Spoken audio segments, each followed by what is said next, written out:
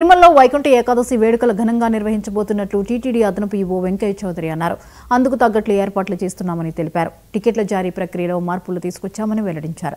తిరుపతిలో offline ticket ఇచ్చే విధానానికి ఈ 10 రోజులు పూర్తిగా స్వస్తి చెప్పబోతున్నట్లు వివరించారు. మొదటి 3 రోజులు దర్శనానికి భక్తులు ఆన్లైన్లో రిజిస్ట్రేషన్ చేసుకోవాలని సూచించారు.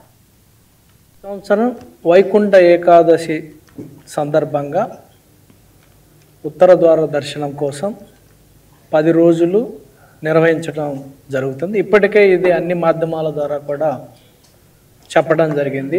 అయితే ఈసారి టికెట్ల ప్రక్రియ మాత్రం చాలా వరకు మార్చడం జరిగింది.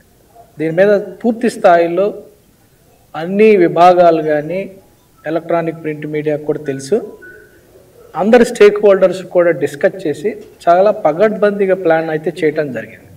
దీంట్లో టెక్నాలజీని మ్యాక్సిమం ఉపయోగించుకొని రిస్క్ పారామీటర్స్ అని అనలైజ్ చేసుకొని ఆఫ్లైన్ టికెట్ ద్వారా తిరుపతిలో ఇచ్చే విధానానికి పూర్తి స్థాయిలో స్వస్తి చెప్పి ఈ 10 రోజులు ఒక మోడల్ తయారు చేయడం జరిగింది. ఈ మోడల్ని ఇప్పటికే రిలీజ్ చేశాం. అది ఈరోజు న్యూస్ పేపర్స్ కూడా అన్ని న్యూస్ పేపర్లో కూడా క్యారీ చేయడం జరిగింది. దీనివల్ల చాలా రకాలైన ప్రయోజనాలు ఉన్నాయని చెప్పచ్చు.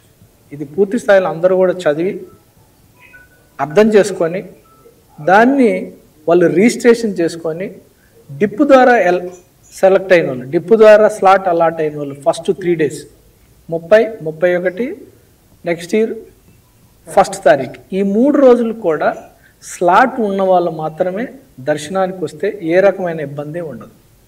అడ్మినిస్ట్రేషన్ మీద బర్డన్ ఉండదు. స్లాట్ లేకుండా వచ్చిన వాళ్ళు ఇక్కడ వచ్చి మళ్ళీ వెయిట్ చేయటం కూడా బాగుండదు. ఎందుకంటే 2nd తారీఖు నుంచి మాత్రమే సర్వదర్శనం ఉంటుంది కాబట్టి. సో అందుకని అందరికి కూడా ఒకటే విజ్ఞప్తి, టీటీడీ అన్ని రకాలకు కూడా ఇప్పటికే సూచనలు చేసింది. ఆ సూచనలు కూడా అందరూ ఫాలో అయితే ఎవరికి అడ్మినిస్ట్రేషన్కి బర్డన్ ఉండదు, వచ్చే భక్తులకు కూడా ఏ రకమైన ఇబ్బంది ఉండదని మీ ద్వారా తెలియజేయటం జరిగింది. తూర్పుగోదావరి జిల్లా నిడదవోలులో మంత్రి నారాయణ